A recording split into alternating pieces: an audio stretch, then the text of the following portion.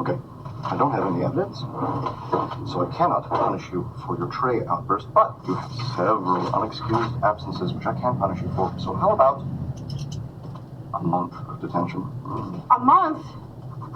Principal Novak, please, my family is going through this very complicated thing right now. I don't want to be away from home that much. Oh, not such a cocky Carolyn now, are we?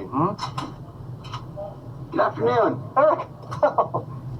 What brings you here? Oh, wait. Would you care for a potchkey? There's chocolate in the center. Don't be surprised. No, thank you. I'm just here on Abby's behalf to make sure she's treated fairly. Too late. He called me a rabid dog and gave me a month of detention. My decision and my analogy both stand. Would you care to take a dive in the candy drawer?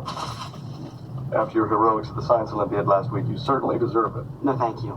Maybe we could figure out something for Abby to do besides detention? What if she joined the environmental club instead? That's a great idea.